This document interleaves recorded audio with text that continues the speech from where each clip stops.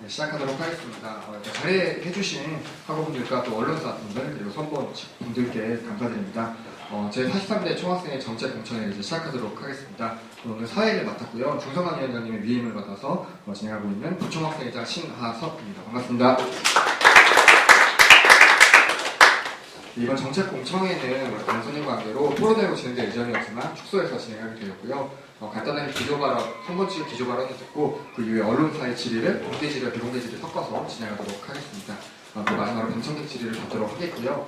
선문과의 협의해서 6시 반까지 진행하는 것으로 하였고 또 옆쪽에 강의 사연도 있다 보니까 양해를 좀 부탁드립니다.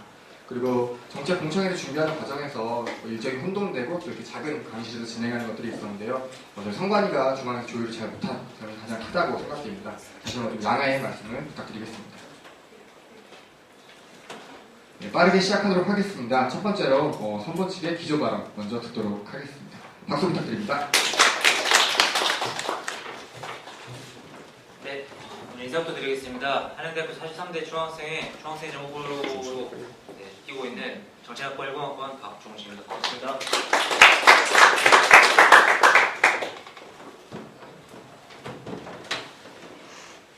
네, 안녕하세요. 중학생회 정보 기획과 1공학번 박장근입니다. 반갑습니다. 네, 기조발언 시작하도록 하겠습니다. 클래스업 중학생회가 2014년도 중학생회 진행했었는데 좋은 수업으로 1년을 보냈습니다. 하지만 저 역시도 클래스업 중학생에서 활동을 했지만 수업이란 것은 1년 만에 해결되기 어려운 것이었습니다. 장기적인 발전 방향을 제시했다는 평가를 받았지만은 실제로 중학생 평가설 문제에서 가장 많이 받았던 의견들은 자기 학생분들 스스로 느낄 수 있는, 체감할 수 있는 변화가 부족했다는 점이었습니다. 저도 역시 클래스업 중학생에서 올 1년을 보냈었는데요. 클래스업 중학생에서 미처 이루지 못한 수업 관련 공약들 끝까지 지키는 모습, 그리고 학생분들이 설문지에서 주신 의견처럼 직접 학생들이 피부로 느낄 수 있는 변화 역시 만들어보고자 총학생회는 다시 한번 준비를 하게 되었습니다. 클래스업 중학생에서의 좋은 수업들은 그대로 계승하고 미비한 공약들 끝까지 지켜나가는 모습 보여드리도록 하겠습니다. 그리고 한양인들의 생활 역시 행복하게 만드는 총학생회가 되도록 하겠습니다. 감사합니다.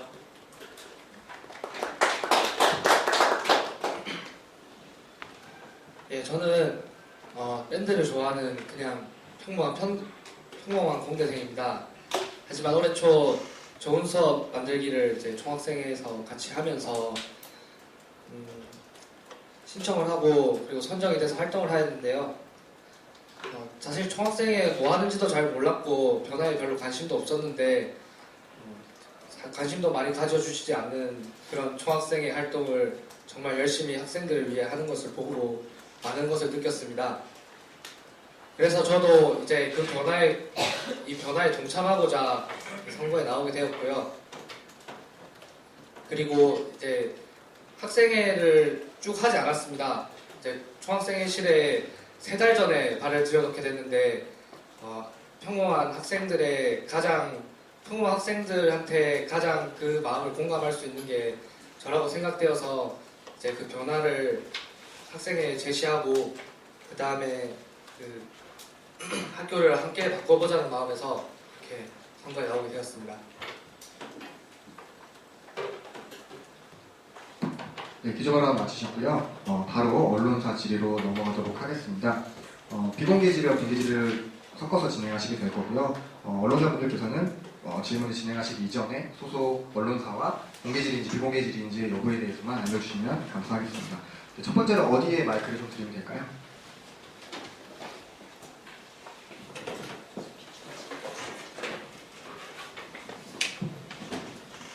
네, 기조 발언 잘 들었습니다. 한양대학교 교육방송부 기자 이강준이고요.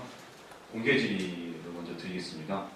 사회과학대학의 학생회가 선출이 안 되는 등의 이제 학생회 전체적으로 한양대학교에서 좀 위기를 맞고 있는데 총학생회나 관련 인원의 확충을 어떻게 하실 계획이신지 궁금합니다. 혹시 괜찮으시면 마이크 없이 그냥 진행해도 될까요? 어떠세요? 네, 마이크 사용해 주시면 좋겠습니다. 아, 네, 알겠습니다. 그냥 녹음하시기 좋아요. 네, 저희들도 역시 총학생회 선거 단선으로 진행돼서 굉장히 안타깝게 생각을 하고 있습니다. 경선일 경우에 선분들끼리 적극 경쟁을 통해서 학생들도 많이 선거에 관심을 가지게 될 텐데 이번 선거에서는 그런 부분이 많이 떨어지는 것 같아서 많이 아쉬운 생각을 많이 하고 있는데요. 사회대뿐만이 아니라 한양대학교의 여러 단과대 선거에서도 당선이 되는 경우 혹은 후보를 구하지 못한 경우가 많이 있는 걸로 알고 있습니다. 저는 학생회가 잘 운영이 되지 않는 게 단지 사람이 없어서라기보다는 학생들이 이제 학생회가 필요한 조직이라는 생각을 하지 않아서라고 생각을 하고 있습니다.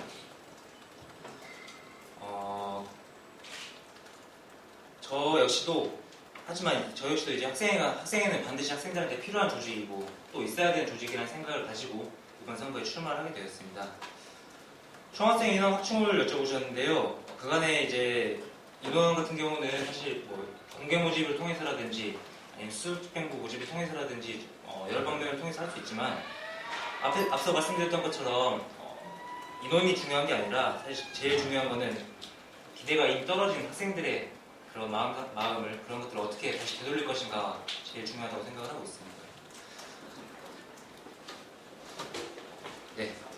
그리고 이번 총학생회 1차 리플렛을 보시면 총학생회 왜 필요합니까? 라고 이제 1면에 나와 있는데요. 저희들이 그런 것들을 학생분들과 함께 공감하고 해결해드리는 모습을 보여드리기 위해 이렇게 준비를 하고 있습니다. 답변 되셨는지? 네, 되셨나요? 학생회가 필요한 조직이라는 그런 생각을 이렇게 우리 한양대학교 학우들에게 좀 더 그런 인식을 심어드리고자 노력하겠다는 말씀이시죠? 네, 좋습니다. 충분한 답변이 된 것 같습니다. 감사합니다. 바로 다음 언론사로 넘겨주시면 감사하겠습니다. 안녕하세요. 저는 한양대학교 교직편집위원회 편집위원 주소연입니다. 저도 공개질의 드릴 건데요. 총학생회가 기본적으로는 학생회비로 운영이 되는 게 맞는데 최근 학생회비 납부율이 많이 떨어지고 있어요. 그래도 총학생회는 교비 지원을 많이 받는 편인데 교비 지원을 받다 보면 아무래도 경제적으로 자립도가 떨어지는데 여기에 대해서 어떻게 생각하시는지 아니면 다른 확충 방안이 있으신지 궁금합니다. 네, 다시 한번 답변 드리겠습니다. 실제로도 2학기 총학생회비는 29%밖에 납부하지 않을 만큼 지금 납부율이 굉장히 저조한 상황인데요. 사실 저희들도 여러 가지 조금 대책을 생각을 해봤습니다. 예를 들면은 모바일 납부 같은 약간 다른 방식의 납부 제도를 새로 만든다든지 아니면 아예 학생회비를 10,000원에서 고정됐던 걸 금액을 조금씩이라도 올린다든지 혹은 스폰서를 지금보다 더 많이 받는다든지 여러 방법들을 좀 생각해 봤었는데 사실 근본적인 대책은 아니라는 생각이 좀 많이 들었어요. 아까 말씀드렸던 것처럼 가장 학생사회라든지 학생회에 도움이 되는 방향은 학생회가 필요한 조직이라는 것을 학생들한테 공감하고 인식시키는 게 가장 크고 중요한 일이라고 생각을 하고 있습니다. 학생회가 필요한 곳이라는 인식이 사람들 사이에서 박히게 되면은 역시 마찬가지로 학생회비를 당연히 납부해야겠구나라는 생각으로 이어질 거라고 생각을 하고 있습니다. 이번 선거에서부터 2015년도 저희들이 당선이 되게 된다면은 그런 거에 가장 중점을 두고 학생회를 운영을 하도록 하겠습니다. 네, 이상입니다. 답변이 되셨나요? 네, 근데 그럼 학교에서 교비를 지원받는 부분에 대해서는 어떻게 생각하시나요? 네, 말씀하신 것처럼 교비 지원에 좀 많이 의존을 하게 돼요. 실제로도 이제 학생회비가 많이 떨어지게 되면은 학생회비 납부율이 많이 떨어지게 되면 학교를 상대로 싸우는 일에서도 교비 지원을 요청하게 되는 종이 아이러니한 상황이 발생이 되는데 올 한해 총학생회에서도 학생회비뿐만 아니라 예를 들어 간부장학금이라든지 이런 것들 이용해서라도 이제 그런 학교를 상대로 이제 싸우는 활동들, 캠페인단 활동들을 진행했었는데 사실 저는 교비 지원은 더 많아져야 된다고 생각하고 있습니다. 왜냐하면 교비 역시 학교에서 한 70%가 학생 등록금으로 학생 등록금으로 채워지는 상황에서 그런 교비 지원은 결국 학생들한테 다시 돌아가는 그런 거기 때문에 교비 지원 역시 저는 더 많아져야 된다고. 비단 총학생뿐만 아니라 단과대나 아니면 언론사분들한테도 이런 교비 지원은 더 많아져야 된다고 생각하고 있습니다. 네, 답변 드렸습니다. 네, 교직편집위원회 위원장 이준건이라고 합니다. 비공개 질인데요. 좋은 수업 공약 중에서 이제 등록금 정책과 국가장학금 확충 공약이 있잖아요. 근데 여기 이제 이게 공약이 학교와의 협의가 중요한 부분이고 또 어떻게 보면은 그 협의 여부에 공약 성사가 달려 있다고 해도 과언이 아닌 것 같습니다. 그런데 만약에 이 요구가 받아들여지지 않으면은 말 그대로 이 공약 자체가 실패하게 되는 건데 이 요구가 받아들여지지 않았을 때 어떤 식으로 대처할 것인지 방안 같은 걸 생각해 보면 같이 궁금합니다. 네, 답변 드리겠습니다. 올해도 마찬가지지, 올해에도 제 기억으로는 애초에 학교에서 등록금 동결, 그리고 학부 등록금 동결, 그리고 대학원 등록금 3% 인상 이렇게 하는 데 걸었었는데요. 저한테 올해 경험이 참 많이 도움이 되고 있는 상황입니다. 올해 같은 경우는 등심위에서 물론 저희들 역시 인하를 요구했었지만 이제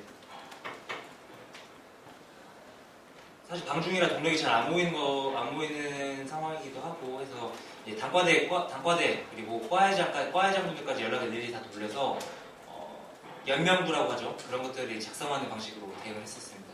그리고 학교나 아니면 재단에서 충분히 이행하지 않고 있는 의무들, 예를 들면은 법정 전입금을 다 납부하지 않는다든지 아니면은 그러니까 법적으로 이제 재단에서 얼만큼 학교로 투자를 해야 된다 이런 식으로 정해놓은 금액이 있는데 그런 것들을 충족시키지 못한다든지 아니면 이제 병원의 손해 같은 경우를 학생들 등록금으로 메꾸고 있다든지 이런 것들 학교 회계상으로도 충분히 문제가 있는 지점들이 많아요. 이런 것들을 함께 얘기를 하면서 협상을 하게 된다면 충분히 학생들 명분상으로는 질 게 하나도 없다고 생각을 하고 있습니다.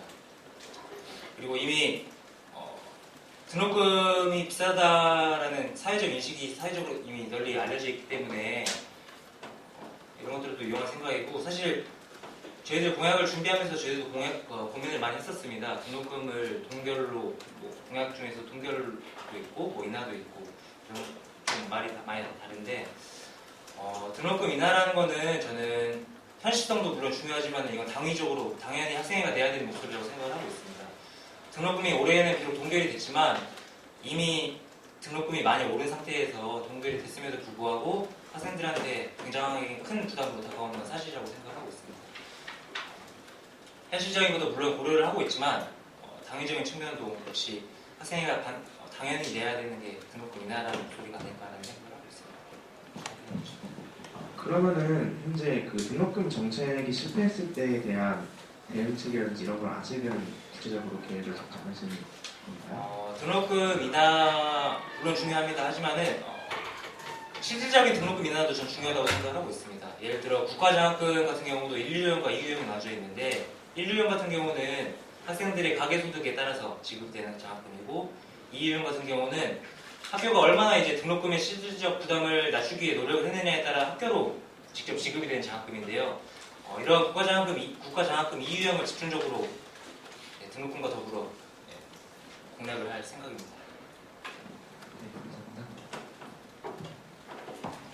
네, 안녕하세요. 저는 한대신문 대학보도부 정기자로 일하고 있는 최정윤이라고 하고요. 공개 질의를 할 예정인데 그 좋은 수업 만들기 이은 공약 내용 중에서 수강 신청 전 강의 계획서를 의무화하시겠다는 공약을 내걸으셨어요. 근데 저는 강의 계획서가 가지는 실효성에 대한 의문점이 드는데 과연 강의 계획서로만 그런 수업의 전반적인 내용을 학생들이 이해하는데 그것이 충분할지 좋은 수업을 만들기 위해서 강의 계획서를 의무화한다는 것이 가장 최선의 방법이었는지 여쭤보고 싶습니다. 네, 제가 답변 드리겠습니다. 사실 수업 자체를 이해하는 데는 강의 계획서만으로는 충분하지 않다고 생각합니다. 16주라는 긴 시간을 한 장의 종이로 그야말로 계획서라는 이름으로 요약한 것이기 때문인데요. 아무래도 교수님들의 말투나 표정 등이 담기지 않았기 때문에 강의 분위기나 혹은 교수님들이 직접 소개하는 과목 소개를 들을 수 없기 때문에 수강 신청 전에 혼란한 경우가 많습니다. 그래도 아직도 그 강의 계획서 자체를 안 올리시는 교수님도 있고 공대 강의 같은 경우에는 몇 년 동안 쓰던 강의 계획서 계속 쓰던 교수님도 있기 때문에 제일 먼저 기본인 것부터 잘하자라는 그런 의미에서 저희가 내세운 공약이고요. 저희가 또 그 다른 방안으로 생각해 본 거는 인터넷으로 그 동영상 강의 계획서인데요. 사실 교수님들 직접 뵈지 못하면은 수업 분위기도 잘 인식도 못하고 그 다음에 아까 말씀드린 것처럼 교수님들이 직접 소개하는 그런 과목들을 이렇게 봐야 되는데 학생들이 그 종이 한 장 깔랑 보고 보기가 너무 힘든 것 같습니다. 그래서 아마 그게 도입이 되면 더 좋지 않을까 생각을 하는데 그거에 대해서는 조금 더 이렇게 더 생각해 보겠습니다. 답변이 되셨습니까? 네, 그러면 조금만 더 여쭤보고 싶은데 네. 그러면 이 동영상 강의 계획서를 이렇게 활동 기간 중에 실시하실 계획이 있으신 건가요? 그거는 일단은 저희가 이제 조건과 그게 되면은 확실히 하겠고요. 좋은 수업 이용 공약은 지금도 그 TF팀을 사실 내년 봄에 다시 이렇게 할 생각입니다. 그래가지고 좋은 수업 TF에서 그것을 또 건의를 하고 조건하고 그걸 좀 따져봐서 이렇게 되면은 무조건 할 생각입니다. 알겠습니다. 네, 감사합니다.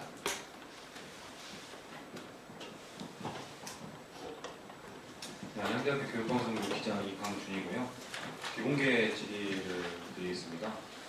같은 공약에서 좋은 수업 만들기 이음 공약에서 교수들이 강의 계획서를 작성하지 않은 사례가 무수히 있다고 말씀해 주셨는데 그걸 파악한 정확한 자료가 있는지 혹은 있으시다면 구체적으로 좀 자세한 자료에 대한 설명을 부탁드리겠습니다. 사실 구체적으로 자료를 만든 건 없는데요. 저희가 지금 그 1차 리플렛 나눠주면서 약 100명 정도의 학우분들을 만나면서 이제 3번 공약이죠. 강의 계획서 의무화라고 그렇게 해주신 분들이 꽤 있었어요. 그래서 저희가 사실 저는 강의 계획서가 공대 전공 수업 같은 경우에 교수님이 그냥 이렇게 막 몇 주 전에 이렇게 미리 올려놓으신 경우가 많아서 강의 계획서 자체가 아예 없는 경우는 없었거든요.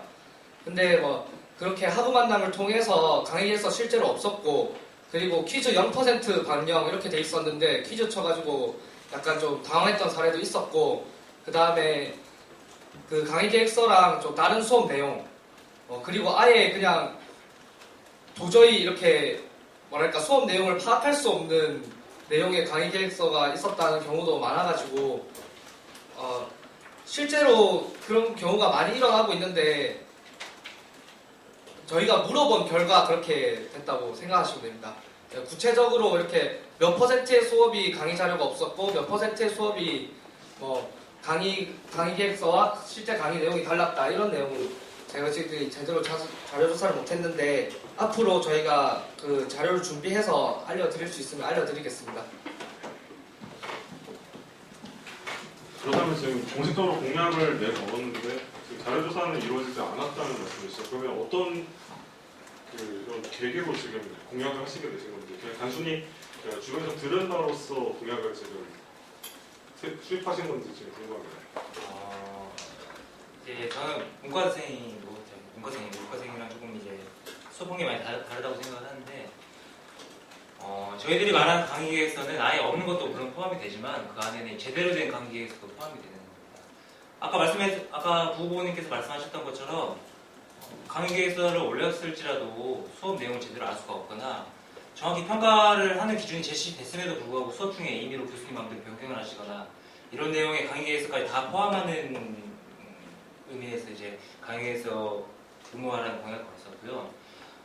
구체적인 자료를 저희들이 제시를 하지 못해드린 건 좀 죄송하게 생각을 하고 있습니다. 하지만 이제 학생들 이 공약이 나오게 된 또 다른 계기는 저희들이 이제 클래스 총학생회에서 작년에 했던 공약 중에 이제 2주차 드랍이라는 제도가 있었어요. 그 제도가 있었는데 실제로 이제 교육부 방침상 학교에서 이제 그걸 제대로 시행하지 못했는데 이제 그렇게 됐으면 대체적인 거라도 이제 학생들이 이제 2주차 드랍 제도 자체의 취지가 강의 계획서나 아니면 OT 시간 때 제대로 파악할 수 없는 수업에 그런 것들로 인해 생기는 피해들을 미연에 방지를 하자 이런 것들로 이제 그런 취지로 이제 만든 공약이었는데 교육부 방침으로 이제 학교 측에서 어쩔 수 없는 입장이라는 걸 이해를 하니까 이제 그에 대한 대체 공약으로 이렇게 준비를 하게 됐다고 생각해 주시면 될 것 같습니다. 그러면 그 요점은 강의 계획서를 제대로 작성하게 만들겠다라는 것인데요. 그러면 이런 제대로 된 강의 계획서라는 기준은 어떤 것인지 구상해 놓은 바가 있으십니까? 기준. 아까 말씀드린 것처럼 일단 이제 제대로 저는 사실 지금 나와 있는 강의 계획서 포맷은 크게 문제가 없다고 생각을 하고 있거든요. 대신 이제 물론 사후적인 대책이 못 먹을 수도 있겠지만 이제 진짜 말 그대로 강의 계획서대로 수업이 진행이 됐는지 그런 것들을 가장 면밀하게 따져볼 생각이고요. 일단 기본적으로 강의 계획서 없는 것들은 문제 제기를 하고 그 추후에 이제 강의 계획서대로 수업을 진행했는지 그게 아마 가장 큰 기준이 될 거라고 생각합니다. 알겠습니다.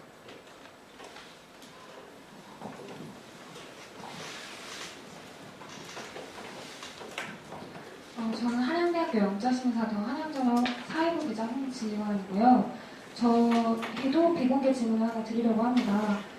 공약에 보면 강의 계획서 의무화라고 되어 있고 또 아까도 말씀해주셨다시피 제대로 된 강의 계획서를 교수님들께서 작성하게 하시겠다고 하셨는데 의무화를 하기 위해서는 교수님께서 이를 따르지 않았을 경우에 제재를 가할 수 있어야 한다고 생각을 해요. 근데 학생회 측에서 그럴 권리나 그거에 대한 방안이 있으신지 여쭤보고 싶습니다.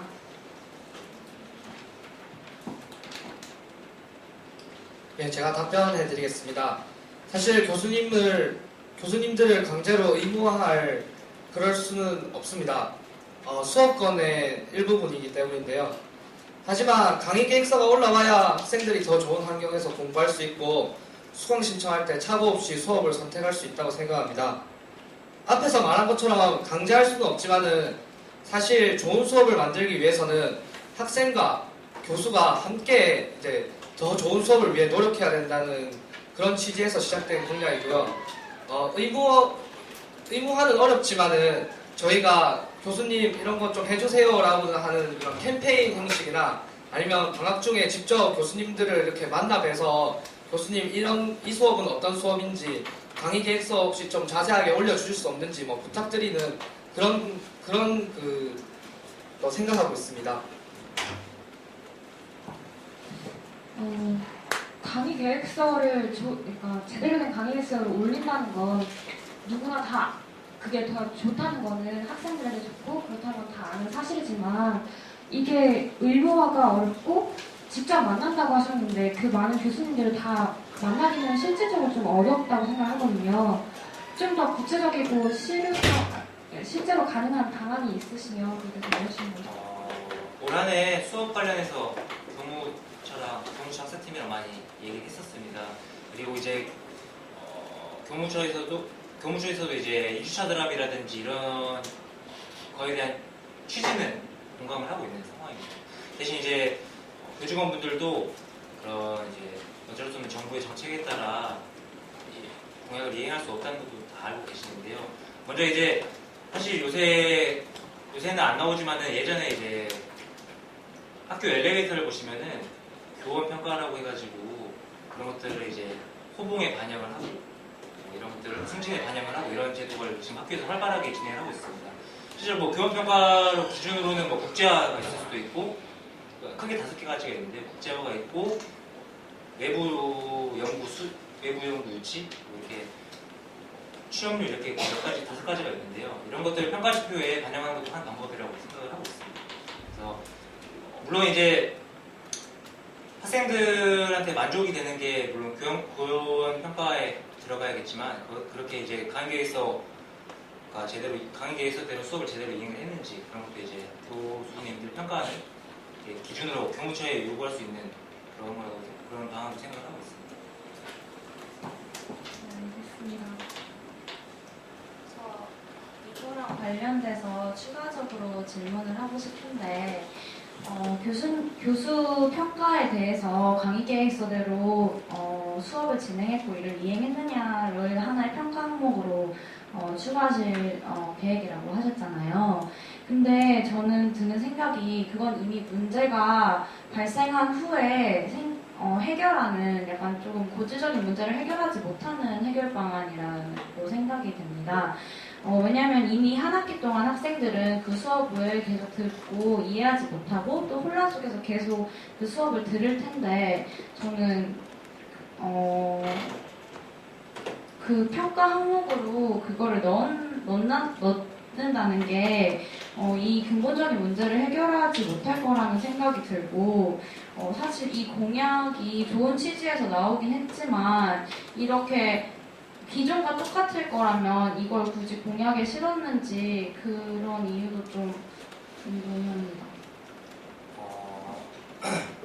물론 근본적인 해결 방안은 아까 부부님이 말씀해 주신 것처럼 학생분들과 교수님들이 인식을 바꾸는 거라고 생각을 하고 있습니다.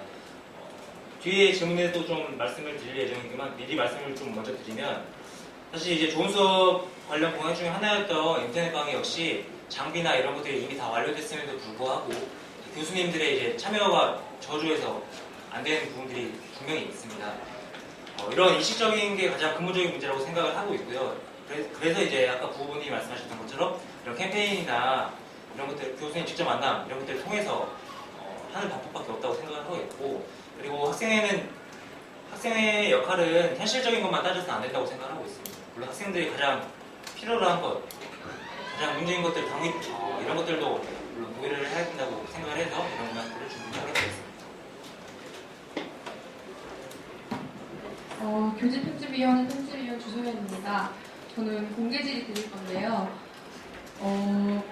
1차 리플렛을 보면은 좋은 수업이라는 카테고리 안에 장학금이나 등록금 절감에 대한 부분이 다수를 차지하고 있는데 지금 학부모님께서도 클래스업에서 계속 활동하셔서 아무래도 클래스업이랑 비교가 될 수밖에 없는데요. 클래스업에서는 2주차 졸업처럼 수업의 질을 개선하는 정책들이 많았잖아요. 그러면은 이번 공약에는 수업의 질보다는 약간 금액적인 면에 치중하는 인상을 받는데 수업의 질적인 면은 좀 이제 이미 많이 개선이 되었다고 생각하시는지 솔루션에서 생각하는 좋은 수업이란 어떤 것인지 궁금합니다. 네, 답변 드리겠습니다. 많은 분들이 이제 솔루션 총학생회가 클래스 총학생회 이어가는 게 아닌가라고 실제로 생각을 하시고 저는 실제로 맞다고 생각을 하고 있습니다. 그리고 지면상의 이유로 싫지 않았지만 클래스 총학생회에서 미처 다 이루지 못한 것들 저희들 마찬가지로 여기 싫지는 않았지만 미처 이루지 못한 것들 저희 솔루션 총학생회에서도 추가적으로 끝까지 이행하는 모습 보여드릴 예정입니다. 그래서 이제 사실 아까 기조 발언에서도 말씀드렸지만 1년간 사실 수업 관련해서 변한 건 크게 없다는 게 학생들이 평가하기도 하고 저희들이 평가하기도 합니다. 그래서 이제 반복되지만 미처 이루지 못한 것들을 끝까지 지키겠다는 것을 말씀드리고 싶고, 그리고 좋은 수업이라는 거는 아까 말씀드렸지만 이미 장비가 다 도입됐음에도 불구하고 이제 2주차 들어가 인터넷 강의 같은 경우는 교수님들이 이제 선뜻 마음을 못 내신다든지 아니면은 인터넷 강의가 도입이 되면 학생들이 출석을 안 할 것 같다 이런 식의 우려가 상당히 많았던 걸로 기억을 하고 있습니다.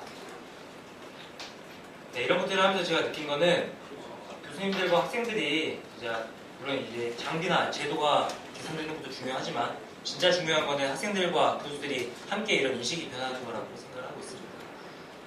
정말 학생들과 교수님들이 다 같이 이제 수업을 위해서 노력하는 그런 학교로 분위기를 만드는 게 제일 중요하다고 생각을 하고 있고요. 그러기 위해서 각종 캠페인이라든지 인센티브, 아까 말씀드렸던 평가지표라든지 이런 것들을 통해서 그런 학내 분위기 자체를, 학교 분위기 자체를 만드는 게 진짜 좋은 수업을 만드는 가장 근본적이고 중요한 방법이지 않나라고 생각을 하고 있습니다. 그러면 제도나 장비는 어느 정도 완성되어 가고 있고 인식이 개선하고 캠페인 하는데 올해 치중하실 거라는 말씀이신가요? 저는 이제 굳이 두 개를 따로 구분해서 생각 안 해주셨으면 좋겠어요. 아까 말씀드렸던 것처럼 클래스 총학생회에서 된 것도 있고 안 된 것도 맞습니다. 안 된 것들 위주로 저희들 운영을 해나갈 생각이고, 등심위에서 작년에 했던 것처럼 좋은 수업 테이프 해서 이제 학생들과 학교 간에 이제 상시적으로 수업 관련한 협의체를 만들 생각입니다. 거기서 이제 미미했던 제도적 개선들 추가적으로 마무리 지을 생각입니다. 감사합니다. 네, 계속해서 좋은 수업 만들기 이용 공약에 대한 질문을 하겠는데요. 영어 강의 개선과 관련해서 신고 제도를 운영하겠다고 하셨는데 여기 주신 책자에서는 좀 구체적인 내용이 부족한 것 같아서 혹시 신고 과정 운영과 만약에 신고가 이루어졌으면 이후에 처리는 어떻게 되는지 좀 알려주셨으면 좋겠습니다. 네, 그 중앙일보 대학평가 영어 강의에서 그 지표가 있거든요. 그 지표에서 전체 수업의 20%가 영어 강의로 이루어져야만 그 영어 강의에서 만점을 받습니다. 사실 정보를 외부에는 공개하지는 않는데 내부적으로 확인했을 때 서울 캠퍼스는 5개 중에 하나 20% 딱 맞춰가지고 영어 강의 운영하고 있는 것 같습니다. 그러다 보니 사실 불필요한 영어 강의가 많은데요. 제 생각에는 가장 문제의식을 좀 느끼고 있는 게 1, 2학년 전공 수업이나 혹은 기초 필수 과목이거든요. 사실 심화 과정이나 외국 논문을 꼭 읽어야 되는 그런 어려운 수업은, 그러니까 꼭 영어가 필요한 수업이 공대에 조금 있어요. 그런 수업에서는 영어 강의를 좀 진행을 해야겠지만은 기초 필수 과목이나 1, 2학년 전공 과목 같은 경우에는 막 이제 전공 시작하는 분들이 좀 많이 어려워하시고 또 본격적인 전공으로 들어가기도 전에 좀 흥미를 잃을 수 있지 않을까라는 우려가 예상됩니다. 그리고 신고 제도에 대해서는요, 그 페이스북에 대나무숲 같은 거나 혹은 이제 총학생의 익명 게시판 등의 익명 처리로 되는 그런 게시판에서 일정한 양식을 두고 영어 강의 이제 신고를 받을 예정인데요. 이제 그 신고를 해서 일정 기간 분기가 되거나 혹은 한 달 정도 혹시 될 수도 있고, 그것은 이제 내년에 이제 좋은 수업 TF 운영하면서 아마 또다시 결정될 것 같은데요. 그래서 그 결정난 일정 기간마다 교무처와 면담을 통해서 실제로 그게 영어 강의가 필요한지 혹은 영어 강의가 적절한지 영어로 수업이 진행돼도 좋은지를 이렇게 면담을 해가지고 평가하고 피드백을 할 예정입니다. 네, 이상입니다. 하나 이거에 대해서 질문해도 될까요? 만약에 교무처와의 면담을 통해서 학생들의 입장을 총학이 대표해서 전달을 하는데 만약에 교무처에서 이게 어떤 이해관계나 아니면 교수님의 이러한 이유, 이런 전공에 대한 이러한 목적 때문에 영어 강의를 실시할 수밖에 없는 상황이다라는 답변을 듣게 된다면 총학이 혹시 학생들을 위해서 해줄 수 있는 또 다른 방안은 무엇이 있을까요? 실제로 영어 강의가 조금 필요한 강의는 공대에 분명히 있습니다. 약간 우리말로 번역했을 때 이상한 것도 있고 일본에서 따온 용어가 많아가지고 영어 강의가 꼭 필요한 경우도 있는데 그 경우에는 사실 교수님들께서 영어 강의로 진행을 하셔야 될 것 같다라고 이렇게 말씀을 주셨기 때문에 그런 건 이게 조금 바꾸기가 힘들 것 같고요. 예를 들어서 저 같은 경우에는 제 생각에는 이제 그 반을 국문 수업과 영문 수업 두 가지로 이렇게 나눠가지고 같은 수업, 같은 과목을 듣게 한다든지 이런 식으로 저희가 이렇게 노력할 수 있을 것 같습니다. 감사합니다.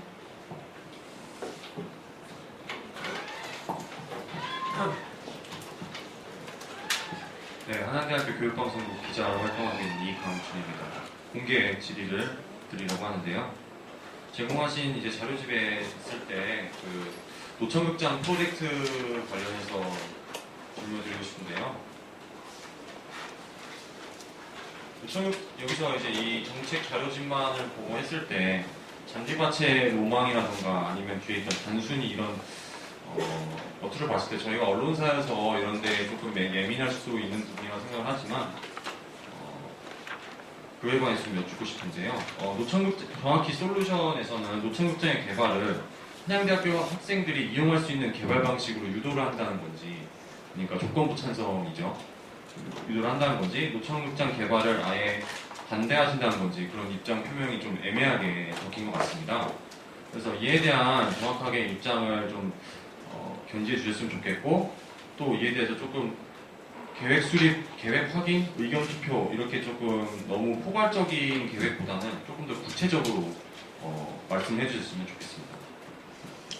네, 답변 드리겠습니다. 저희들은 노천극장 개발 자체는 전면 반대를 하지 않습니다.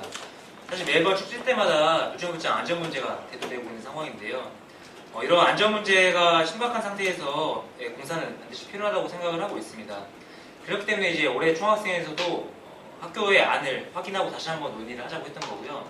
그래서 이제 학교의 이제 안전을 노천극장의 안전을 조금 이제 중점을 둔 개발 이제 날개라든지 그런 것들 그런 부분들을 이제 개발하는 방향식으로 저희도 찬성을 하고 있지만 일방적으로 이제 학생들의 공간을 빼앗는 방향으로 진행이 된 노천극장 개발은 대단히 반대를 하는 입장입니다. 지난 올해 2월에 등심위를 통해서 노천극장 개발 사항 등을 이제 등심위 위원들과 함께 공유를 하고 진행을 하겠다고 이미 합의를 했었었는데요. 저희들이 이런 합의 사항을 신뢰하고 있는 상태고, 네 그렇습니다. 그리고 노천극장 같은 경우는 저희 학교에 이제 그래도 이제 종합대학이다 보니까 이런 능력 있고 끼 있으신 학생분들이 굉장히 많아요. 그래서 실제로 뭐 디자인 하시는 분들이라든지 아니면 건축대 학생분들이 많은데 지금 저희들이 가지고 있는 계획은 학교 측에 올 상반기처럼 학교 측에 좀 일방적인 방향의 개발이 아니라 그런 재능 있고 열정 있으신 분들의 공모전 같은 걸 받아서 노천극장 이렇게 개발합시다 이렇게 공모전을 받아서 이런 것들을 토대로 저희들이 이런 것들 안을 가지고 학교 측이랑 얘기를 할 생각입니다. 답변 감사합니다. 근데 추가로 질문을 드리고 싶은 게 있는데요. 올해 2월에 학교 측과 협의를 이제 어느 정도 신뢰를 하고 계시다고 맞으시죠? 그렇게 들었는데요. 얼마 전의 일인데 모든 한양대 학생들에게 좀 충격을 줬던 사건이 있잖아요. 학교가 일방적으로 백남학술 정보관을 이제 성동구청과 협약을 해서 개방을 하고 이제 그 다음에 학생들에게 알리는 형식을 취했는데 노천극장 같은 경우에는 사실 학교의 이미지와 학교 재단의 그 수입에 아주 결정적인 영향을 미치는 사업이라고 생각을 합니다. 그래서 재단 측에서 판단을 했을 때 일방적으로 강행을 하고 그 다음에 학교 측에 이렇게 통보를 하는 학생들에게 통보를 하는 방식을 그러니까 중앙청 상황 같은 방식을 취하게 된다면 혹은 그렇게 취하게 하지 않을 그런 견제할 수 있는 그런 방안이 생각 중이신지 궁금합니다. 일단 노천극장 같은 경우는 CJ에서 올해 개발했었는데 내부적으로도 굉장히 많은 CJ 안에서도 굉장히 흐지부지했다고 들었습니다. 기업 입장에서도 기업 이미지를 생각할 수밖에 없는 입장이고 올 한해 이제 한양대 학생들이 대규모로 그런 캠페인단을 진행했다는 것을 알고 있기 때문에 CJ에서도 지금 굉장히 흐지부지된 걸로 알고 있고 그리고 총장님 역시 내년에 새롭게 선출될 예정이라서 지금 계획 자체가 세워지지 않는 걸로 파악을 하고 있습니다. 그런데 이제 아까 말씀해 주셨던 것, 아까 요구해 주셨던 것처럼 그런 사항들은 저희는 이제 사실 이 총장님이 선출이 되는 과정에서 학생들 목소리를 반영할 수 있는 구조는 지금 없습니다. 그런 상황인데 총장님 선출 과정이 이제 올 겨울 1월달, 2월달 이때쯤 진행될 예정인데요. 먼저 학생회에서 먼저 캠페인 여론전을 생각을 하고 있습니다. 이제 총장님 매니페스토 정도로 생각을 하고 있는데요. 총장님이 분명 이제 올 한해 이번 임덕호 총장님이 새롭게 부임하시고 나서 변화가 상당히 많았어요. 예를 들어 예산 운영 방식도 중앙에서 분배한 형식에서 단과대에서 직접 예산 관리하고 이런 식으로 많이 바뀌고 있는데 이렇게 학생들한테 굉장히 많은 변화가 일어나는 총장님 선거, 총장님의 정책들, 학생들의 의견을 반영할 창구를 만들 예정이고요. 그리고 이 창구를 통해서 노천극장 역시 총장님의 명확한 이제 약속이나 답변을 받을 예정입니다. 그래서 사실 저는 학교 본부가 저희들이 등심위 합의도 진행했었고 총장님들과의 약속을 진행했던 이렇게 이중으로도 약속을 진행했었는데 그런 것들 일방적으로 깰 만큼 학교 본부가 비상식적으로 행정을 진행할 거라고 생각을 하지 않고 있습니다. 저는 이런 한양대학교를 믿고 있고 그런 식으로 진행할 생각입니다. 네, 앞으로 이렇게 계속해서 학교 측과 협의하고 견제하고 이제 합의하는 그런 좋은 모습을 계속 유지해 주셨으면 좋겠습니다. 감사합니다. 네, 먼저 학생분들이 가장 걱정을 하시는 부분은 지금 이미 노천극장 출입이 통제가 되어 있는 상황에서 노천극장 이미 개발된 게 아니냐라는 걱정을 하시는 분들이 많은데 사실 노천극장 개발과 미래차 건설은 별개의 개발이라고 말씀을 드리겠습니다. 미래차 건물 자체가 조각을 보시면 알겠지만은 지금 보면은 유리창이 이미 달렸어요. 그러니까 날개 아래쪽에 미래차 지하가 들어오고 그 지하가 이제 노천극장에 연결되는 형태입니다. 그래서 미래차 지하에서 유리창을 통해 노천극장을 볼 수 있는 구조로 이미 설계가 되었기 때문에 지금 노천극장 통제가 이루어져 있는 상황이고요. 저희들이 확인한 바로는 아까 말씀드린 것처럼 노천극장 관련하여 CGH 계획이 아직도 안 나온 걸로 파악이 되고 있습니다. 이유로는 좀 여러 가지가 있을 거라고 생각을 하지만 뭐 수익성도 있을 거고 여러 가지가 있겠지만 먼저 이제 아까 말씀드렸던 것처럼 총장님 임기가 끝나가고 새로운 총장님이 내년도 2월에 새롭게 선출될 예정이고 워낙 대규모 계획인데 비해서 학생들의 반발이 심했기 때문에라고 생각을 하고 있습니다. 기업 입장에서도 기업 이미지나 이런 것들 신경을 써야 되기 때문에 이런 여러 상황들이 겹쳐서 지금 계획이 많이 흐지부지 되어 있는 상황이 아닐까라고 생각을 하고 있습니다. 아마 더 정확한 거는 학교 측이나 아니면 중학생, 지금 클래스 중학생 측에 여쭤보시는 게 더 정확한 정보를 얻을 수 있을 방법으로 생각을 하고 있습니다. 답변 되셨나요? 네, 답변드렸습니다. 다음 질문 드리겠는데요. 비공개 질의입니다. 솔루션이 이번에 노천극장 프로젝트를 통해서 한양대학교 랜드마크를 개선하시겠다고 했는데요. 이 랜드마크의 정의가 어떤 걸로 생각하고 계시는지, 그리고 이번 재개발된 노천극장이 한양대 랜드마크가 될 수 있는 이유가 무엇인지 궁금합니다. 재개발안은 학생들이 만들어야 된다고 생각을 하고 있습니다. 아직 정해진 재개발안은 없기 때문에 재개발안은 학생들이 만들어야 한다고 생각을 하고 있고 내년이면 한양대학교도 개교 76주년을 맞습니다. 학교 측에서는 이미 개교 100주년을 향해 달려가자라고 목을 내걸었었는데요. 생각을 해보면 이미 지금 홈커밍 데이도 진행을 하고 30학번 전 선배분들이 학교로 오시기도 하지만 100주년이 다가오고 있지만 학교 측에서는 사실 대표 건물이라고 내세울 것도 잘 없는 상황이라고 생각을 하고 있습니다. 학교를 대표하는 건물이 없는 상황이기도 한데 자료집을 보시면 알겠지만 이제 서울대 랜드마크라든지 경희대 같은 경우는 평화의 전당, 서울대 같은 경우는 정문의 샤, 연세대 같은 경우는 원더우드라고 하죠. 이런 것들이 이제 이미 랜드마크로 자리를 잡았는데 한양대학교도 이런 것들이 개교 100주년에 맞게 있어야 되지 않을까라고 생각을 하고 있고요. 한양대학교는 이제 이미 학생들한테는 이미 큰 의미의 공간입니다. 일상적으로는 학교에 거의 없는 유일한 야외 휴식 공간이기도 하고요. 축제 때는 이미 모든 학생들이 모여서 축제를 즐기는 공간이기도 하고 학생총회가 필요할 때는 모든 학생들이 모여서 의견 표출하는 민주적인 공간이기도 합니다. 그리고 실제로도 노천극장이 가장 큰 대학 중에 하나가 바로 또 한양대학교입니다. 이미 노천극장은 이렇게 학생들한테 그리고 학교에게 이미 큰 의미로 자리 잡고 있는데요. 여기에 맞게 랜드마크를 건설을 해야 된다고 생각을 하고 그리고 당연히 랜드마크 건설은 학생들 의견을 중심으로 건설을 해야 된다고 생각을 하고 있습니다. 답변해 주셨나요? 네, 답변드렸습니다. 감사합니다.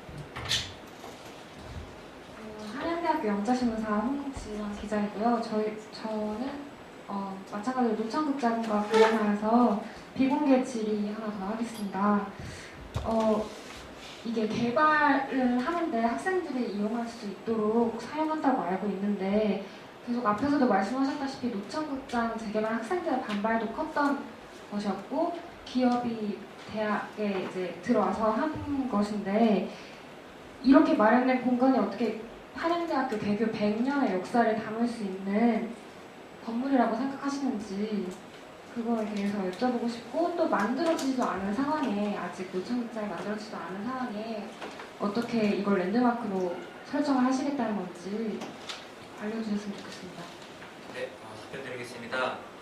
한양대학교는 100년쯤이 됐을 때는 학생 중심의 대학이 되어야 한다고 생각을 하고 있습니다.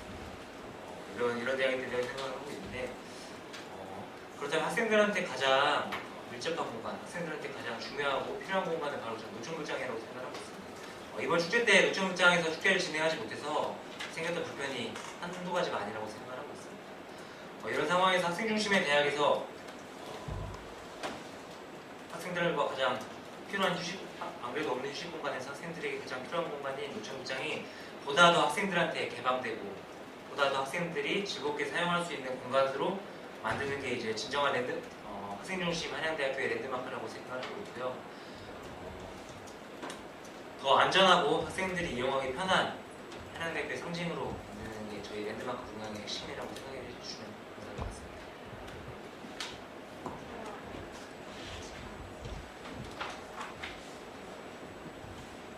회에서도 질문에서 제대로 충분히 답변되지 못한 것 같아서 임기 내에 임기 내에 노천극장을 랜드마크로 설정할 수 없는 상황이잖아요 지금.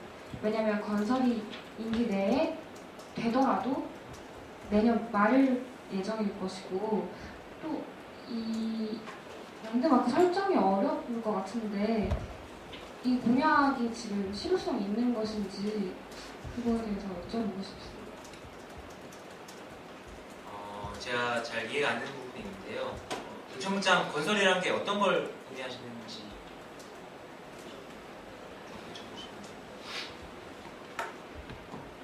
네, 노천극장을 재개발을 하거나 아니면 CJ에서 어떤 건물을 세운다던가 그런 것이 아직 확정되지도 않은 상황에 어떻게 그것이 한양대 랜드마크로 설정을 한다는 것인지 궁금하거든요. 네, 답변 드리겠습니다. 한양대학교의 랜드마크는 일단 좀 현실적으로 생각을 해봤을 때 일단 학교 안에 더 이상의 이제 건물이 들어올 수 있는 공간이 없기도 한 현실이기도 하고요. 그리고 죄송한데 제 질문 잘 이해 못해서 한 번만 더 질문 좀 해주시겠어요?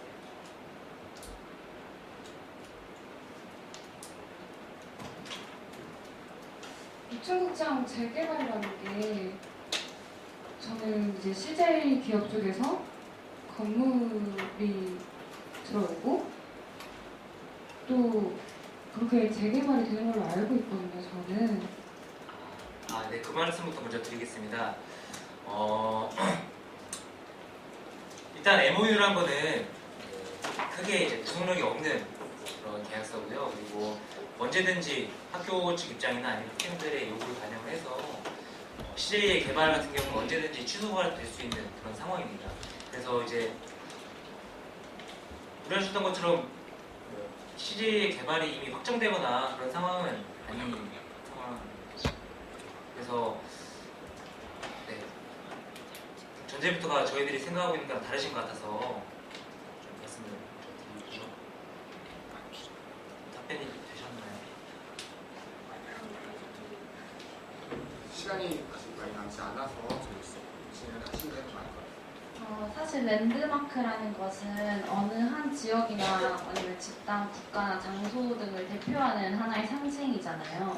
근데 그런 거는 누가 이게 앞으로 오늘부터 랜드마크다라고 해서 랜드마크로 지정되는 게 아니라 많은 사람들의 인식이나 그런 게 이게 랜드마크라고 정립이 되면서 랜드마크로 이렇게 태어난다고 생각을 하는데 저는 노천극장이 물론 학생들한테 많은 휴식 공간을 제공하고 있고 학생들과 많은 시간을 함께 했지만 사실 누구한테는 한양대를 생각하면 사자성 앞이 떠오를 수도 있고 누군가에게는 한양대의 랜드마크가 신본관이나 구본관이라고 할 수 있는데 이렇게 총학 측에서 노천극장을 랜드마크의 계획으로 수립할 거다라고 말씀하시는 게 저는 조금 처음에 의아했었습니다. 답변 드리겠습니다. 저희들이 평가 설문을 받으면서 가장 인상 깊었던 평가 설문이 아니라 그 1차 리플렛 2,000분이 넘는 학생분들을 한 분 한 분 만나면서 가장 크게 느꼈던 거는 학생분들이 진짜 노천극장을 다 기억을 하고 계시는구나. 그리고 올해 1학기 때 했던 사업들 그리고 그만큼 이제 노천극장을 중요하게 생각을 하고 계시는구나. 이런 생각이 먼저 들었습니다. 그래서 이제 노천극장을 더 학생분들 중심으로 생각을 해야겠다라는 생각을 저희들이 더 확고하게 가지게 되었고요. 그리고 랜드마크라는 거는 제가 물론 사람마다 정의가 다르겠지만 굳이 노천극장이 어떤 분들한테 랜드마크가 될 수도 있고 말씀해 주셨던 것처럼 사려상, 공간 다 랜드마크가 될 수 있다고 생각을 하고 있습니다. 뭐 서울의 명물이 남산타워뿐만 아니라 경복궁 이런 것들이 다 될 수 있는 것처럼 굳이 하나로 한정될 필요가 없다고 생각을 하고 있고요. 네, 그렇습니다. 그리고 네, 시도록 하겠습니다.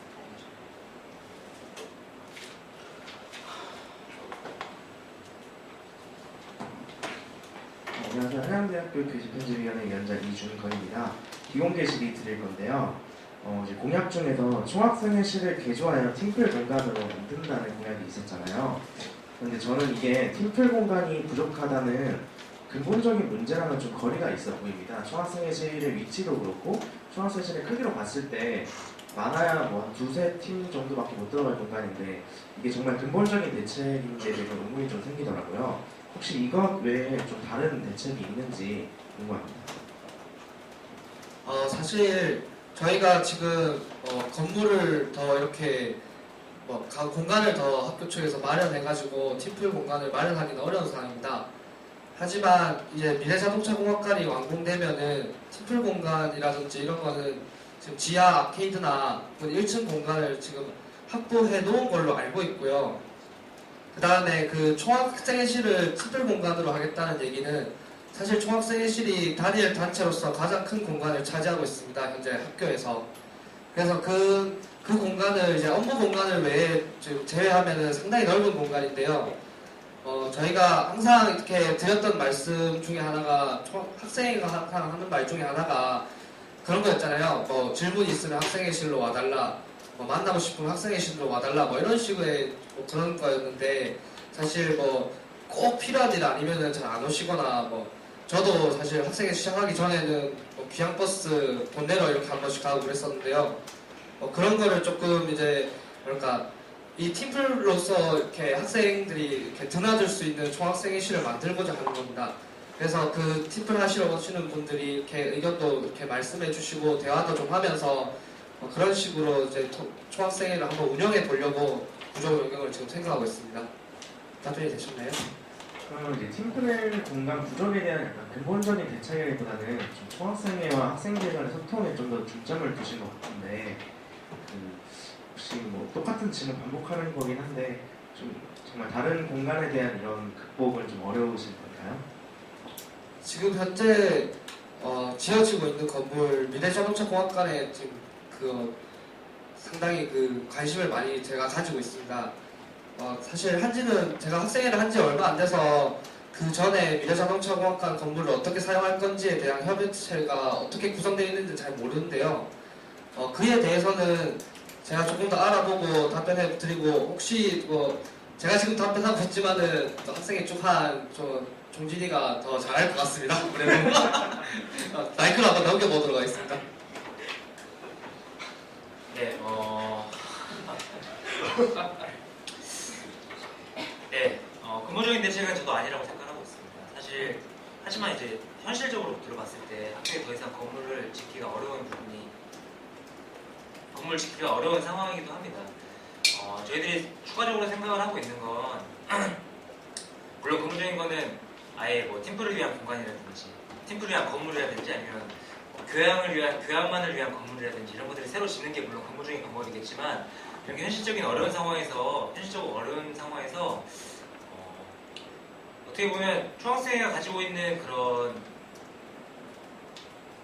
권한이라고나 할까 그런 것들을 좀 내려놓는 게 또 총학생회가 당연히 해야 될 역할이라고 생각을 하고 있고 그리고 이외의 방법으로는 지금까지 업체가 새롭게 선정되고 있지 않은 중식당을 이용하는 방안이라든지 이렇게 좀 학내 유휴 공간이 굉장히 없는 걸로 알고 있습니다. 실제로 과방이 없는 것도 많은 상황에서 굉장히 공간 문제가 심각한 상황이라고 알고 있는데 물론 근본적인 대책은 아니겠지만 최대한 좀 하기 위한 공약으로 생각을 해주시면 감사할 것 같습니다.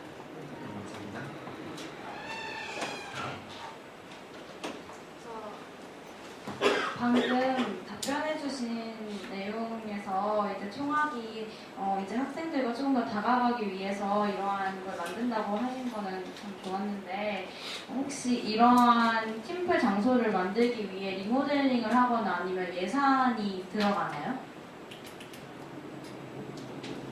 지금 중학생실을 보시면 벽이 하나, 방이 3개가 있습니다. 그건 이제 원래는 그런 게 없다가 2011년도에 새롭게 생긴, 거기서 이제 학생처에서 지원을 받아서 벽을 새롭게 치고 배선이나 이런 거 새롭게 하는 거고요. 물론 비용은 발생을 합니다. 벽을 새로 치고 리모델링을 해야 되는 거기 때문에 비용은 발생하지만 학생회비로 집행을 할 계획은 아니고요. 2011년도에 진행했던 것처럼 교비로 예산을 지원받아서 신청을 할 예정입니다. 학교 측에서도 북카페를 가보시면 알겠지만 그런 팀플 공간을 마련을 해야겠다는 생각을 물론 하고 있기 때문에 총학생회실을 그런 큰 틀만 맞다면 얼마든지 협의 가능하다고 생각을 하고 있습니다.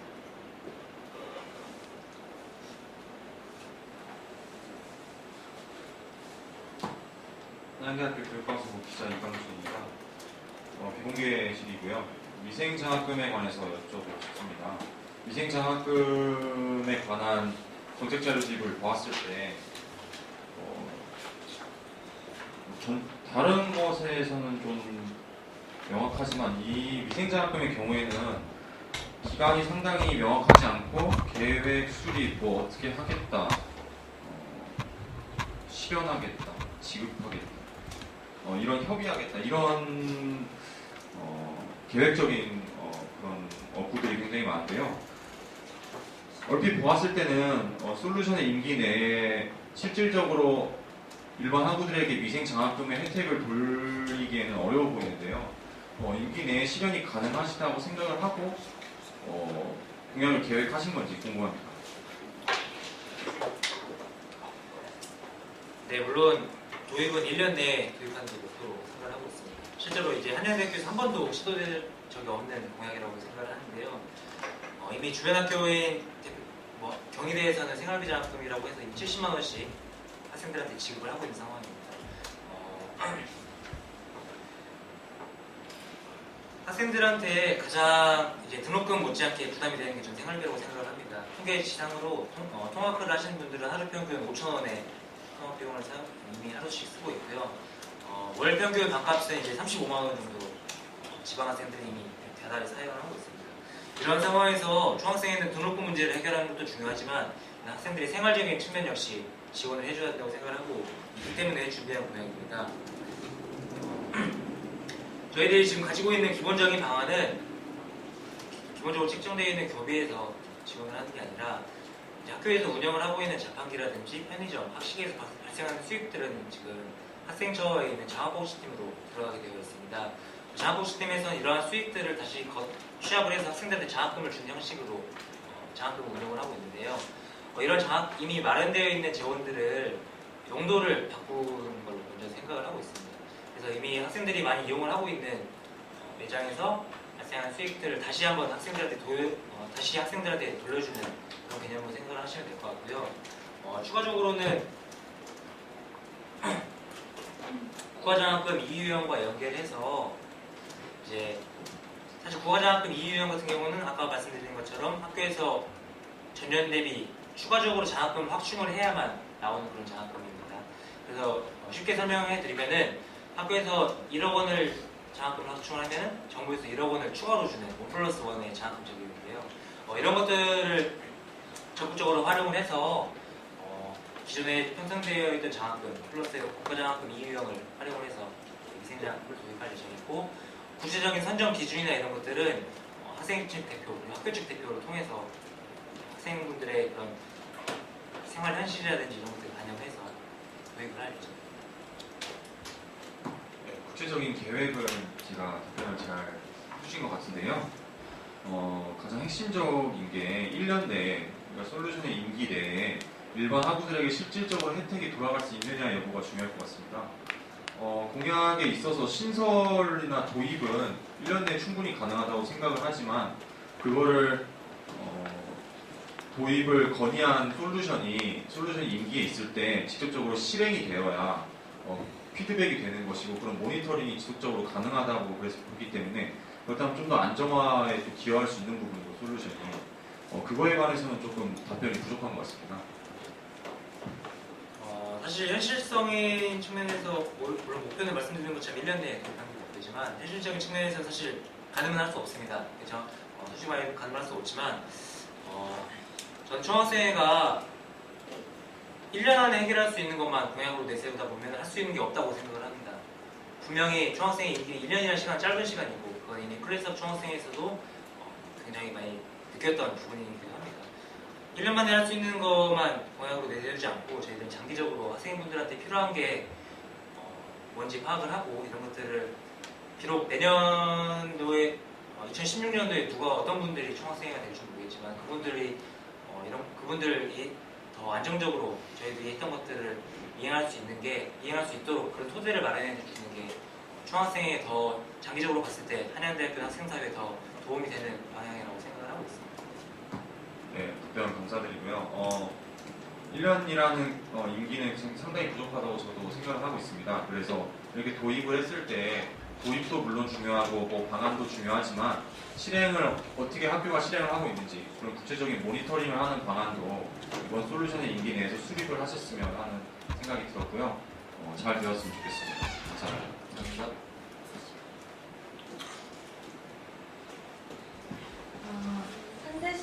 상대의 질문 하나 드리겠습니다. 관련된 질문인데요. 여기서 장학복지의 수익 중 1억 원을 생활비 장학금으로 지정하시겠다고 했는데 이런 장학복지의 수익 중 이런 1억 원이라는 큰 돈을 총학생회에서 이렇게 충당해서 우리 학생들에게 실제로 사용을 할 수 있는 것인지 그리고 만약에 이것을 기존에 사용하던 것에서 이런 미생을 위한 1억 원을 다시 만듦으로써 손실되는 부분이 있을 것이잖아요. 그럼 그러한 부분에서 학생들에게 돌아가는 또 다른 피해는 없는지 여쭤보고 싶습니다. 물론 이제 장학금이 새롭게 편성이 된다면 추가적인 예산 확보, 국가장학금 이용을 통한 이제 추가적인 예산 확보가 없는 한 장학금 용도가 변경이 되어야 하기 때문에 성적장학금이나 이런 것들이 줄어들 수 있다고 생각을 하고 있습니다. 하지만 이제 총장님께서 임동구 총장님께서 새로 부임하시면서 장학제도가 많이 개편이 되었는데요. 성적을 잘 받는 사람들이 받는 장학금에서 진짜 필요한 분들에게 주는 장학금으로 장학제도가 이미 많이 변경되고 있는 상황입니다. 2011년도부터 그런 변화가 이어지고 있는데요. 저는 이런 학교의 그런 장학금 변경 흐름과 크게 다른 장학제도라고 생각하지 않고 있습니다. 따라서 이제 온도 변경들이나 이런 것들은 충분히 협의가 가능한 부분이라고 생각을 하고 있습니다. 그리고 아까 말씀드린 피해 정도는 아까 말씀드린 것처럼 기존에 받던 성적장학금 규모가 줄어드는 거라고 생각을 하고 있고요. 임기 내에 못할 수도 있다고 생각을 하고 있습니다. 하지만 이제 좋은 수업을 제시했던 게 한양대학교의 올바른 발전 방향이라고 학생들이 평가해 주신 것처럼 이번 솔루션의 공약들도 어려운 대학생들의 삶을 돕는 게 총학생의 역할이라는 인식 역시 중요한 변화라고 생각을 하고 있습니다. 물론 최선을 다하지 않겠다는 건 아닙니다. 최선을 다해서 공약을 이행하도록 하겠고요. 최대한 이제 기존 학생분들이 주는 장학금에서 피해가 가지 않도록 진행하도록 하겠습니다. 제가 질문을 2개를 한꺼번에 해서 첫 번째 질문에 대한 답변을 못 들은 것 같은데 이런 장학복지의 수익이라는 게 학교가 벌어들이는 돈이잖아요. 이런 거를 총학생회에서 이렇게 1억 원을 그렇게 사용하자고 말을 할 수 있는 건가요? 장학제도는 총학생회에서 사용하는 금액이 저는 그게 아니라고 생각을 합니다. 장학제도라는 것은 분명히 학생들한테 돌아가는 거고 총학생회는 사실 장학금의 기준이라든지 이런 것들을 설정할 수 있는 권한은 없다고 생각합니다. 그런 기준들은 학생분들과 함께 그리고 현실적인 학생분들의 그런 상황에 맞게 재정 방향을 잡아야 한다고 생각을 하고 있고요. 장학금을 저희들이 그런 수익을 사용을 한다기보다는 장학금의 사용 방향을 이렇게 좀 바꿔보자는 걸로 이해해 주셨으면 좋겠습니다. 저희들이 1억 원을 직접 받아서 사용하는 게 또 아니기 때문에 그리고 또 다른 한국신문에서 준비한 비공개 질문을 하자면 그 기숙사비 분납제도 도입에 관한 질문을 좀 드리고 싶어요. 여기서 보면 2014년 12월부터 공사가 시작되는 신축 기숙사부터 기숙사비 분납 제도를 시범 도입한다고 말씀을 하셨는데요. 12월에 공사가 시작되는 기숙사의 완공 예정일을 혹시 알고 계시나요? 네, 먼저 신축되는 기숙사에 대해서 좀 개괄적인 설명을 해드리도록 하겠습니다.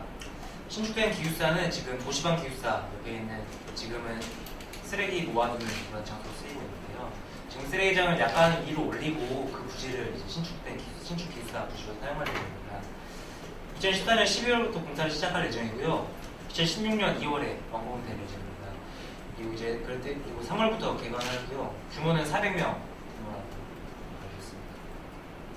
사업비는 170억 정도 되고요. 교비로 집행하는 게 아니라 90% 정도의 예산을 이제 사업진흥기금과 이제 국민주택기금으로 그렇게 비용을 충당을 하고 있고요. 네, 질문 또 추가해 주시죠. 그러면 2015년 2월에 완공된다는 말씀입니다. 2016년 2월이라. 그러면은 2016년에는 이미 솔루션의 임기가 끝나는 상황이잖아요.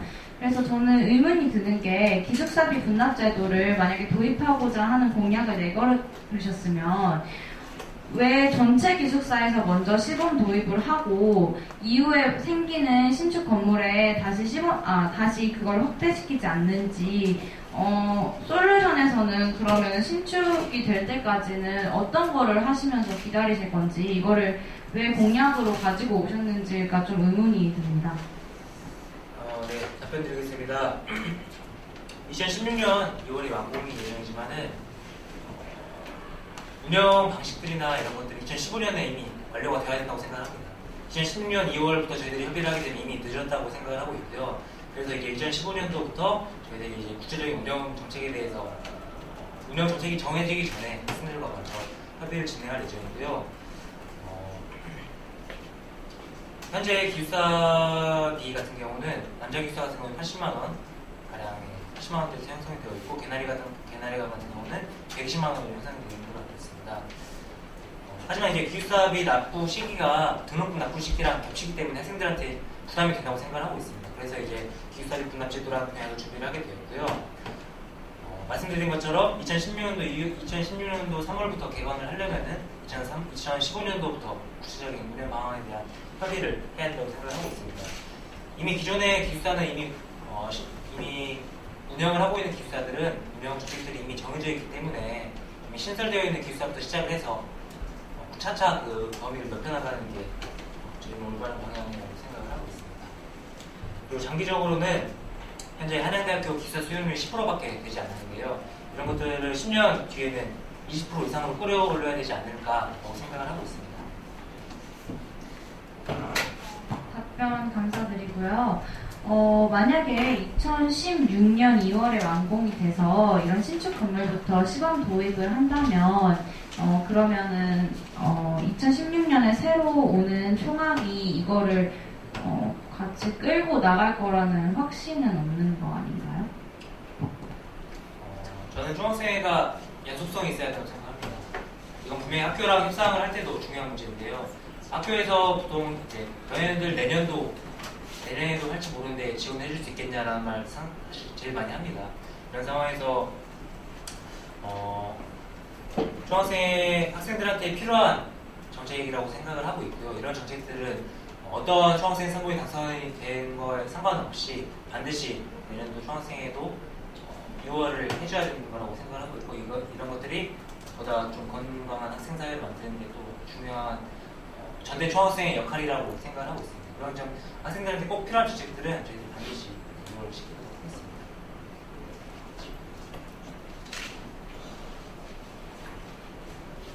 네, 언론사의 질문은 다 마친 것으로 하도록 하겠습니다.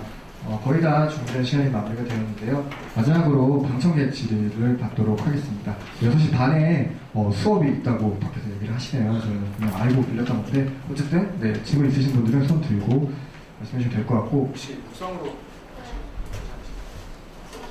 질문하겠습니다. 공약 중에 우문현답이라는 공약이 있는데요. 그래서 학생회비를 잘 쓰고 있나요? 라는 이렇게 제목으로 공약을 내걸어 주셨는데, 그럼 학생회비의 쓰임새를 강의실 현장에 와서 월 2회씩 그런 식으로 공개하시겠다는 건가요? 직접? 네, 답변을 하겠습니다. 물론 공개도 해야겠지만 저희들이 중점적으로 생각을 하고 있는 건 이제 다른 학교에서 이미 진행을 하고 있는 건데, 그 공개를 한 거 플러스 공개를 해서 그 현장에 와서 의견을 주시는 거 반영했다 더해서 될 수 있으면 무작위 학생분들을 선정을 해서 직접 저희들의 회계장부나 이런 것들을 보여드리고 평가를 해달라 이런 식으로도 운영을 할 생각입니다. 무작위로 학생들을 뽑아서 그분들한테만 공개하시겠다. 아니요, 이제 기본적인 자료들은 인터넷 청학생 홈페이지라든지 아니면 페이스북에 공개가 되지만 사실 그런 구체적인 피드백은 웹상에서 굉장히 이루어지기 어려운 상황이라고 저희들도 생각을 하고 있고요. 그래서 구체적인 피드백을 이제 학생분들과 무작위로 뽑아서 1대1로 만나서 받는 게 이제 투명한 학생회비 운영에 도움이 되지 않을까라고 생각을 해서 준비를 하고 있습니다. 그러면 이제 좀 예산 같은 거를 또 학생들이 보기 쉽도록 인터넷이나 페이스북에 계속해서 모두가 볼 수 있도록 개진하시겠다는 지금도 물론 접근성이 많이 떨어지지만 중학생의 홈페이지라든지 아니면 이제 페이스북에 정기적으로 공개를 하고 있는데요. 아까 그 팀플 공간 한 것처럼 물론 지금까지의 답은 궁금하시면 총학실로 오라 했습니다. 이제 그런 거에서 벗어나서 저희들이 직접 찾아가는 그런 감사 시스템을 도입하겠다는 취지의 공약이라고 생각을 해주시면 될 것 같습니다. 한 가지 더 질문하고 혹시 다른 질문하실 분들이 있으신가요? 시간이 많이 없어서 추가 질문 계속 받기는 어려울 것 같아서요. 혹시 시간이 좀 남으면 추가 질문 하실 수 있도록 진행하도록 하겠습니다. 이번에 사회학과 질문드리겠습니다. 여쭤볼 수 있는 게 앞서 나온 얘기도 마찬가지인데 그 우문현답 공약 같은 경우는 올해 초 전학대회에서 투게더 초등학생회 결산 보고에서 사실상 한 달에 한두 명 온다, 스스로 좀 어려웠다라는 평가를 받았는데 스스로 이게 잘 안 됐다는 평가를 한 거에 또 그 자리에도 제가 기억하기를 당연히 중학생이 마찬가지고 초등학생 관계자분도 있었는데 그럼에도 불구하고 이 공약이 올해에도 이게 나왔는데 좀 투게더가 했던 것보다는 좀 다른 방식의 다른 게 있나요?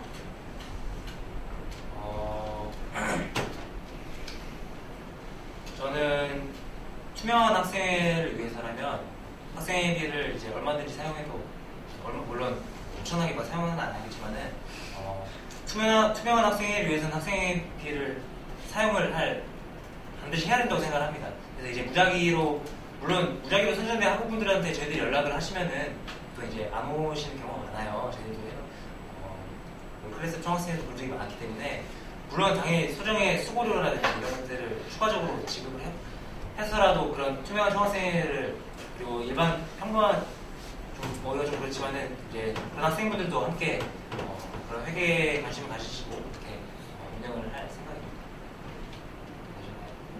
이 질문 사실 다른 질문을 하고 싶었었는데 여기 행복한 생활의 사강동 걸룩 LED 등 설치 같은 경우는 올해 9월 30일 날 있었던 전학대회에서 이것이 학보비의 성과로서 이게 학보비 위원장님께서 보고를 하셨는데 여기서는 이제 클래스업 총학생회가 한 것으로 나와 있거든요. 물론 중앙특별위원회가 총학생회 산하기구로 운영되고 있다는 사실은 인정을 해야 되겠지만 결과적으로 이것이 이제 중앙특별위원회로서 학생인권복지위원회의 독립성, 사실은 중특위가 독립성, 지속성, 전문성을 가질 필요가 있다고 인정되기 때문에 만들어진 것인데 사실상 독립성을 잃었다라는 고민이 들어요. 그러니까 학보비가 총학생회로부터 독립되지 못하고 사실상 종속된 기관으로 이제 되어버렸다 이런 평가가 있는데 이에 대한 어떻게 생각을 하시는지. 네, 답변 드리겠습니다. 현재 학생인권복지위원회는 보통 이제 야식 사업이나 이런 것들을 진행을 하게 되는데요. 보통 이제 그런 재원들은 물론 학보비 돈을 직접 투자하는 경우도 있지만 스폰을 받거나 교비 지원을 받는 경우가 있습니다.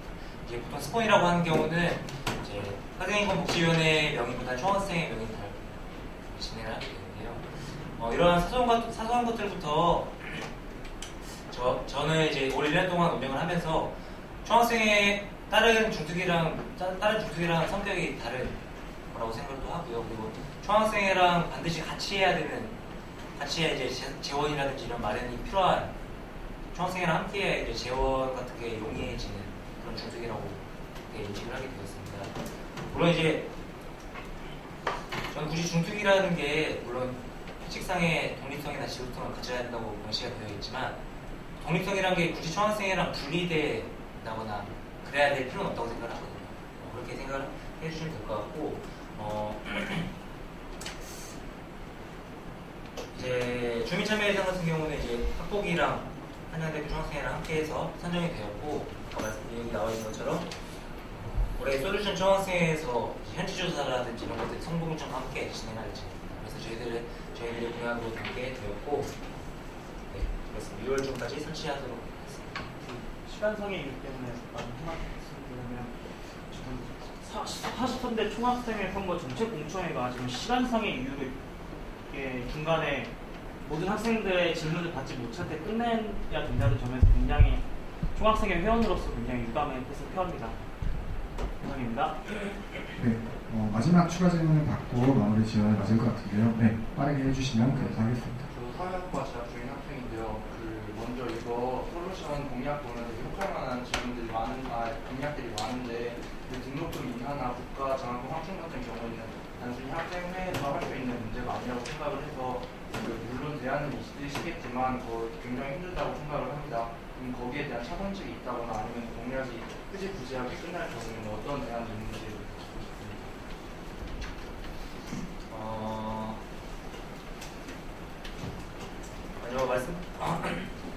초반에 말씀드린 것처럼 총학생회가 현실성을 따지거나 1년 만에 될 수 있는 것만 따지게 되면은 공약을 걸 수 있는 건 아무것도 없을 거라고 생각하고 있습니다. 등록금이 동결됐음에도 불구하고 여전히 학생들의 삶은 어려운 게 사실이기도 하고요. 저희들이 최선을 다하겠다는 말은 아닙니다. 물론 저희들이 등록금 인하와 국가장학금 확충을 위해 최선을 다하겠지만 물론 이제 차선책은 이제 학교에서 현실적으로 말씀을 드리자면 차선책으로는 등록금 동결 혹은 국가장학금 확충이 안 됐을 시에 학교에서 보통 교육환경 개선금이라는 걸 제시를 합니다.